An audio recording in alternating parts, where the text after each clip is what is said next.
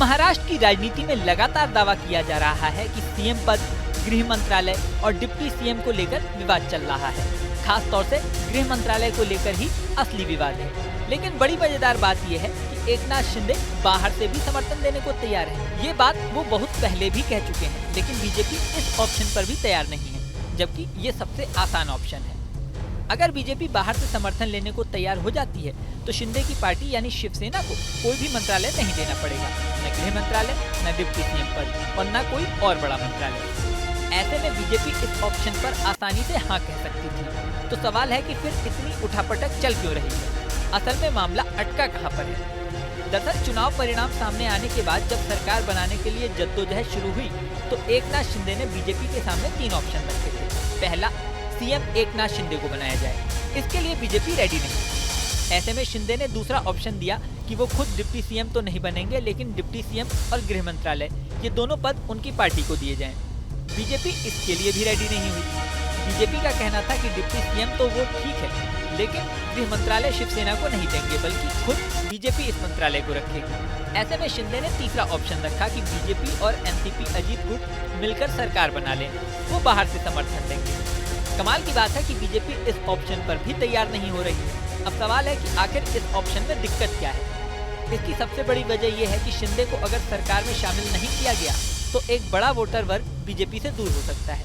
महाराष्ट्र में मराठा वोटर्स का बड़ा वोट बैंक है, इसमें एकनाथ शिंदे की बड़ी पकड़ है। इसके अलावा शिवसेना का अपना भी एक समर्थक वर्ग रहा है जो शिवसेना में टूट के बाद एकनाथ शिंदे के साथ जुड़ गया। ऐसे में अगर शिंदे को बड़ा पद नहीं दिया गया तो भविष्य के चुनावों में नुकसान हो सकता है। शिंदे के सरकार से बाहर रहने पर महाराष्ट्र में ये मैसेज जा सकता है कि बीजेपी ने एकनाथ शिंदे को धोखा दिया। यही नहीं, बाहर से समर्थन लेने पर शिवसेना के भविष्य में अलग होने की आशंका भी ज्यादा रहेगी। ऐसे में बीजेपी किसी भी तरह का रिस्क नहीं लेना चाहती। इसके अलावा कई राजनीतिक विशेषज्ञ ये भी कह रहे हैं कि बीजेपी और एनसीपी अजीत पवार गुट मिलकर भी सरकार बना सकते हैं, लेकिन शिंदे के अलग होने से होने वाले नुकसानों को ध्यान में रखकर उन्हें किसी भी तरह डिप्टी सीएम पद पर बीजेपी रखना चाहती है। अगर खुद एकनाथ शिंदे डिप्टी सीएम नहीं बनते तो कम से कम उनकी पार्टी का कोई व्यक्ति डिप्टी सीएम बने, लेकिन वो सरकार से बाहर न रहे।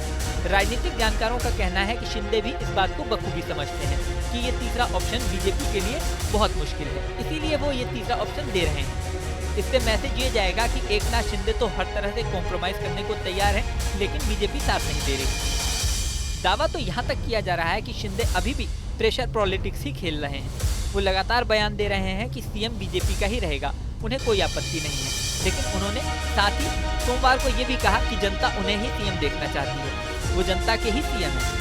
सतारा में हुई प्रेस कॉन्फ्रेंस में भी उन्होंने इमोशनल कार्ड खेला था और कहा था कि 2.5 साल में उन्होंने कोई भी छुट्टी नहीं ली। हालांकि बीजेपी भी प्रेशर पॉलिटिक्स में उन्हें घेरने की कोशिश कर रही है। बीजेपी ने 5 दिसंबर को शपथ ग्रहण समारोह का ऐलान कर दिया है, लेकिन सीएम के नाम का अभी तक ऐलान नहीं किया गया है। वहीं पर्यवेक्षक के तौर पर गुजरात के पूर्व सीएम विजय रूपाणी और केंद्रीय मंत्री निर्मला सीतारमण को भेजा गया है। ये दोनों ही लोग पीएम मोदी और अमित शाह के काफी करीबी लोगों में गिने जाते हैं। अब इस प्रेशर पॉलिटिक्स में किसको ज्यादा फायदा होता है और किसको नुकसान, ये तो समय बताएगा। इस वीडियो में फिलहाल इतना ही, लेकिन जाने से पहले सबसे जरूरी बात, हमारे चैनल न्यूज नेशन को आपने सब्सक्राइब नहीं किया तो सब्सक्राइब करें। इसी के साथ स्क्रीन पर दिख रहा बेल आइकन प्रेस कर दें, जिससे हमारे नए वीडियोस की नोटिफिकेशन आपको मिलती रहे। मिलते हैं नेक्स्ट वीडियो में, बने रहें न्यूज नेशन के साथ। न्यूज नेशन अब व्हाट्सएप पर खबरों की ताजा अपडेट के लिए न्यूज नेशन के इस QR कोड को स्कैन करें।